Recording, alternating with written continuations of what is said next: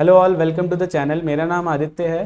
मैं एक एजुकेटर हूँ न्यूटन स्कूल पे। न्यूटन स्कूल क्या है, एक प्लेटफॉर्म है जहाँ पे हम आपको within span of 6 month train करते हैं as a full stack developer और मेक श्योर करते हैं कि आपका प्लेसमेंट अमेजिंग कंपनीज में हो।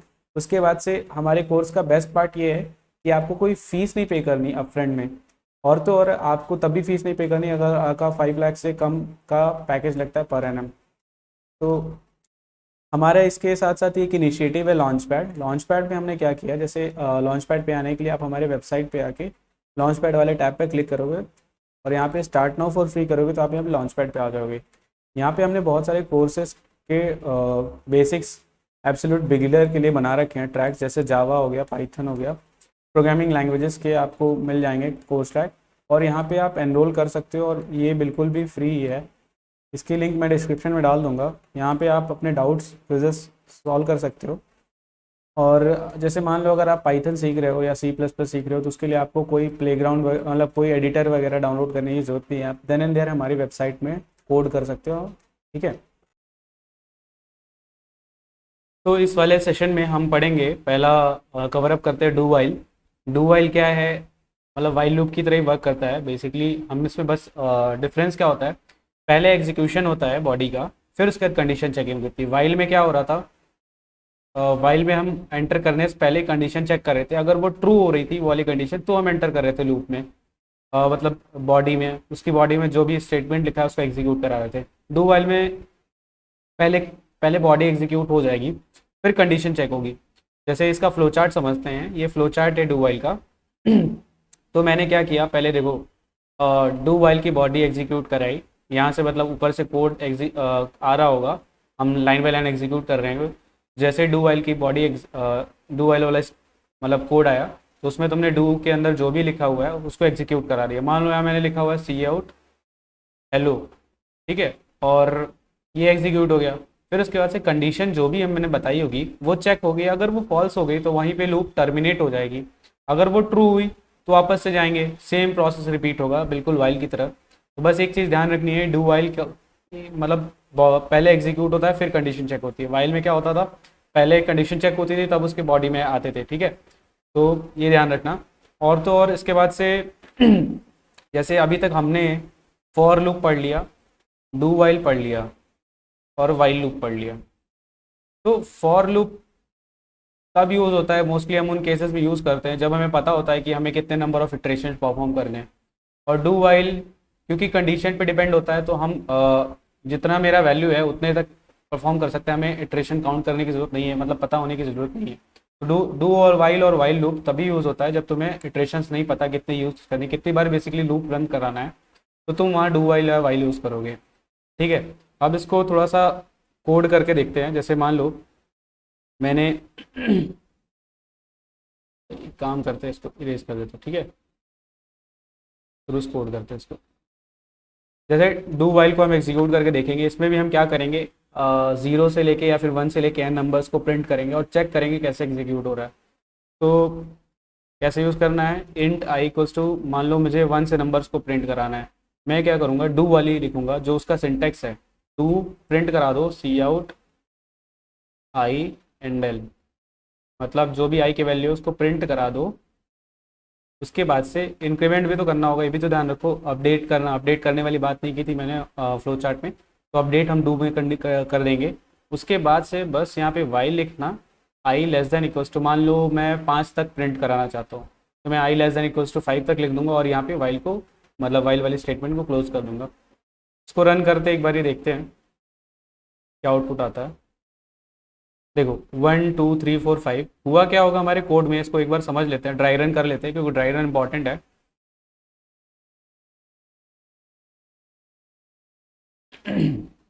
देखो इसने क्या किया, आई नाम से एक स्टोरेज बनाई जिसमें वन रख दिया। ठीक है, फिर ये क्या कह रहा है, डू, मतलब डू वाली स्टेटमेंट में आओ, प्रिंट करो आई की वैल्यू क्या है, वन, प्रिंट आउट हो जाएगी टर्मिनल पे।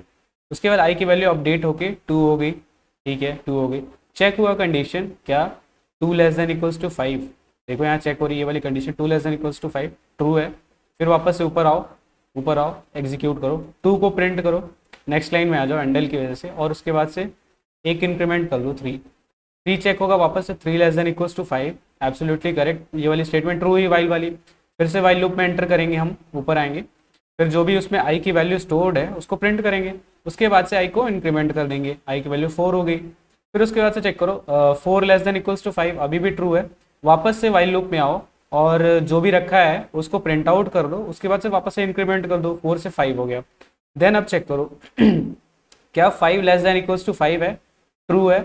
तो क्या होगा, वापस से वाइल लूप में जाएंगे, हम एग्जीक्यूट करेंगे और हमारा आउटपुट ये आ रहा है, देखो एज एक्सपेक्टेड, जैसे हमने एक्सपेक्ट किया था। अगर मान लो मैं यहाँ पे इक्वल टू का साइन हटा देता हूँ, आई लेस देन 5 कर देता, तो होता क्या, एक बार इसको सोचते हैं। अभी स्टार्टिंग में इनिशियली आई 1 था, पहले आई की वैल्यू प्रिंट हो गई, यहाँ पे आउटपुट लिखते जाते हैं, ठीक है। यहाँ पे आउटपुट रहेगा जो भी टर्मिनल पे आई 1 है, प्रिंट हो गया, क्योंकि डू वाला लाइन पहले एग्जीक्यूट होगा। फिर कंडीशन चेक होगी, आई की वैल्यू इंक्रीमेंट भी हो गई, कंडीशन चेक हुई, 2 less than equals to 5 true है, 2 भी प्रिंट हो जाएगा। वापस से इंक्रीमेंट करेंगे, 3 लेस देन इक्वल्स टू 5, ठीक है, 3 प्रिंट कर देंगे। वापस से इसको इंक्रीमेंट करेंगे, 4 less than equals to 5, 4 print कर देंगे। सॉरी इक्वल्स टू नहीं था, मैंने इक्वल्स टू हटा दिया था, बार बार इक्वल्स टू बोल रहा हूँ। 4 के बाद से 5 हो जाएगा। लास्ट टाइम देखो जब लास्ट 5 हो गया आई, तो 5 लेस देन 5 होगा, तो ये वाला 5 प्रिंट नहीं होगा क्योंकि ये फॉल्स हो जा रही है, तो यहाँ पे वाइल लूप ब्रेक हो जाएगी। तो यही टर्मिनेशन मतलब हो जाएगा यहाँ पे इसका। तो इसके बाद से वाइल लूप से बाहर हम आ जाएंगे। एक बार इसको करके देखते हैं अपना। जैसे मैं यहाँ पे अगर इक्वल टू को हटा दूँ तो क्या आता है हमारा, देखो 4 प्रिंट हो रहा है, ठीक है। तो ये डू वाइल था, और मतलब फॉर लूप को तब यूज़ करना है जब तुम्हें इटरेशंस पता हो कितनी इटरेशन परफॉर्म करती हैं। और वाइल लूप को और डू वाइल को जनरली हम तब यूज़ करते हैं जब हमें नंबर ऑफ इटरेशंस पता नहीं होती, कितनी बार हमारा लूप रन करेगा, तो वहाँ यूज़ करते हैं। और भी हैं इसके मतलब एक्सटेंशन। और एक चीज़ और समझ लेते हैं कि अगर मान लो मुझे एक पीस ऑफ कोड को कहीं कहीं रोक देना है, मतलब लूप को रन करा रहे हैं। जैसे एक चीज़ मुझे जैसे मान लो मैं कहता हूँ तुम्हें, ये काफ़ी इंटरेस्टिंग है, इसको समझते हैं पहले, क्या मेरा इंट्यूशन है, समझाना क्या चाहता हूँ मैं तुम्हें। जैसे मान लो हम प्रिंट कर रहे थे ना 1 2 3 4 5, मैं कहना चाहता हूँ कि मैं सिर्फ 1 2 और 4 को प्रिंट करूँ, मतलब 1 2 4 5 को प्रिंट करूँ, 3 को स्किप कर दूँ। या फिर 1 2 को प्रिंट करने के बाद से मैं अपना लूप तोड़ दूँ, मतलब वहीं पे तोड़ दूँ। तो जनरली हमारा लूप कब ब्रेक होता है, जब वो या तो उसकी कंडीशन मतलब फॉल्स हो जाती है। जैसे हम फॉर लूप में लिखते थे, फॉर लूप में यहाँ पे इनिशियलाइजेशन होता था यहाँ कंडीशन होता था, इनिट कह दो, इनिशियलाइजेशन होता था, यहाँ कंडीशन होता था, और यहाँ पे अपडेशन होता था।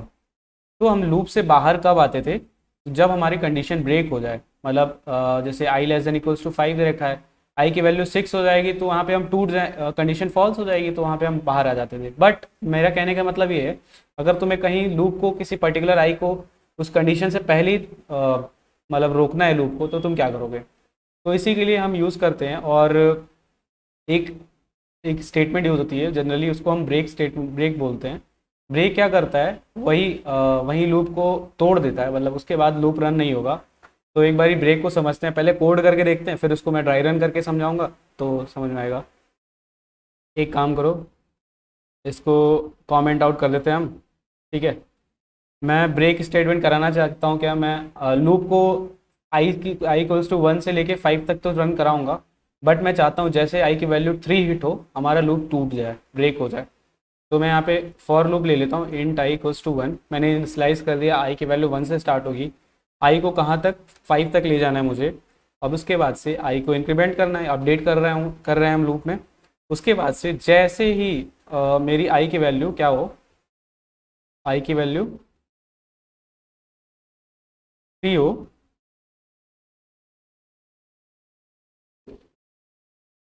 तो हमारा ब्रेक हो जाना चाहिए, ठीक है। और अगर ऐसा नहीं है तो हम सिंपली सी आउट करा देते हैं, सी आउट आई एंड एल।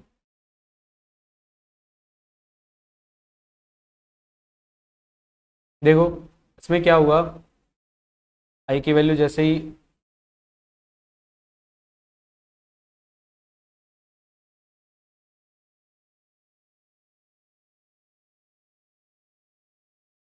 हाँ, तो मैं एक्सप्लेन कर रहा था, सॉरी थोड़ा ब्रेकआउट हो गया था।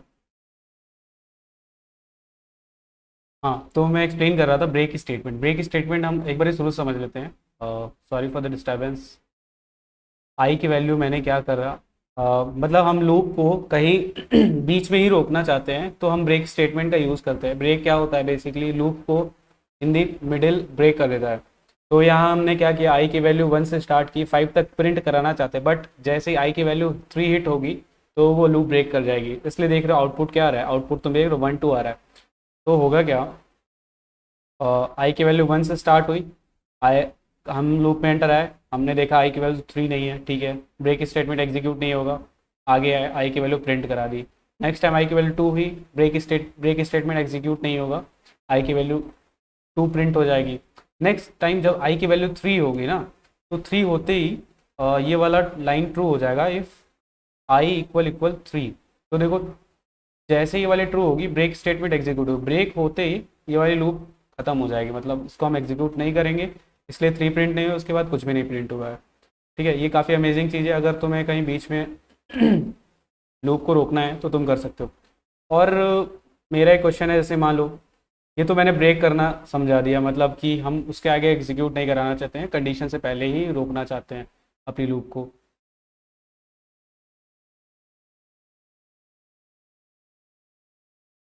ठीक है, ब्रेक का काम तो वही है कि मतलब तुम्हें लूप में कंडीशन से पहले अगर उसको रोकना है तो तुम ब्रेक स्टेटमेंट यूज़ करोगे। बट मैं ये कहना चाहता हूँ, अगर मुझे एक पर्टिकुलर आई को मतलब ओमिट करना है, जैसे मान लो मैं 1 2 3 4 5 प्रिंट करा रहा हूँ, मुझे 3 प्रिंट नहीं कराना है, 1 2 के बाद से 4 और 5 प्रिंट कराना है। तो मैं क्या करना चाहता हूँ, 3 को ओमिट करना चाहता हूँ, and I want to go just after 2 मेरा 4 प्रिंट हो। तो for this we use continue statement. Continue का काम क्या होता है, एक पर्टिकुलर आई को स्किप करके नेक्स्ट वाली आई पे जाते हैं। इसको भी कोड से समझेंगे, इसके लिए वापस से हम अपने प्लेग्राउंड पे आ जाते हैं। हमने यहाँ क्या किया, अगर मान लो जैसे मेरी सिंपली यहाँ पे अगर कॉन्टिन्यू लिख देते हैं, कॉन्टिन्यू होगा क्या, जैसे वैल्यू आई की 3 हिट होगी तो ये वाला लूप उसको स्किप कर देगा, मतलब उसके नीचे वाली सारी लाइंस को स्किप कर देगा पर लूप में जो भी हैं तो उनको, और उसके बाद से नेक्स्ट इटरेशन पे मूव कर जाएगा। ये भी काफ़ी अमेजिंग है। देखो होता क्या है, इसका आउटपुट रन करते हैं। देखो 1 2 4 और 5 प्रिंट हुआ, 3 प्रिंट नहीं हुआ। जैसे कि यहाँ पे हो, यहाँ पे हो क्या रहा है, देखो मतलब यहाँ पे 1 2 और 4 5 प्रिंट हुआ, 3 प्रिंट नहीं हुआ। तो यही कॉन्टिन्यू का मतलब यही है कि जैसे तुम नेक्स्ट वाली इटरेशन पे डायरेक्टली मूव कर जाओ। जैसे होगा कि आई इक्वल्स टू वैल्यू 1 हुई, तो जो भी है आई प्रिंट हो गया मेरा 1, आई की वैल्यू 2 हुई, प्रिंट हो गया 2, आई की वैल्यू 3 हिट हुई, तो यहाँ पे इफ़ वाली कंडीशन ट्रू हो जा रही है।